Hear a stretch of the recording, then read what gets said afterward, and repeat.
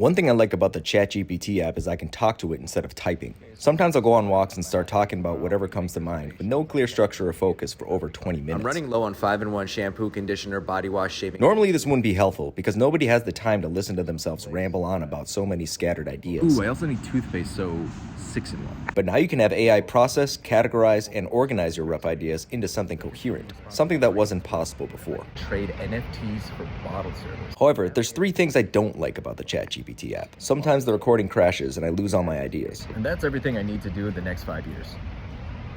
No. Sometimes I'm not done talking, but ChatGPT cuts me off and starts processing what I've said. I also need to refill my sildenafil prescription. Sildenafil is a medication commonly used to treat And the audio transcription isn't as accurate as other services I've No, used. not dump truck. I said dump. So I built something to help me with that. I can record a voice memo on my phone and use Apple shortcuts to send it to my AWS workflow. The audio is transcribed into text and combined with a prompt that's sent to ChatGPT. The prompt instructs ChatGPT to analyze the transcript, categorize the content, and generate a structured data object. This object is then fed into the Notion API, automatically creating a new page. And here's what that page looks like. At the top, we summarize what the recording is about. We identify any action items in the recording and list them out here. Anytime we mention sending an email, we put those in this table. We then create a link that will open up a draft of that email, which looks something like this. With all that, we have an outline of the different topics that we were talking about, and at the very bottom, we have the full transcript printed out, just in case we want to review everything that we said and confirm that everything is there. Now keep in mind that this prompt was specifically tailored to analyze my free-flowing ideas. If we have other kinds of topics that we might want to talk about, we can specifically tailor the ChatGPT prompt to analyze those topics. They could be meeting notes, interviews, personal journals, project updates, screenplay or comedy sketch writing, whatever it may be, the prompt is doing the heavy lifting. Converting unstructured notes into a structured data object has never been this easy before, so there are a lot of new things that we can build. But what I like most about this is I have complete control over what's happening. Being able to manage how and when information flows between different systems means I can fine-tune everything to work exactly the way I want. I can integrate with other apps without being restricted by their limitations, and I can even create entirely new features on my own. For you tech folks, the AWS stack looks like this. Post a comment if you want me to do a deep dive into this sometime. Today's theme is to build prototypes. Turn concepts into reality by experimenting, iterating, and refining through hands-on prototyping. Drop a comment or reach out if you have any questions or ideas of your own. This stuff can be pretty fun once you figure out what you're doing. Say goodbye, Pabu.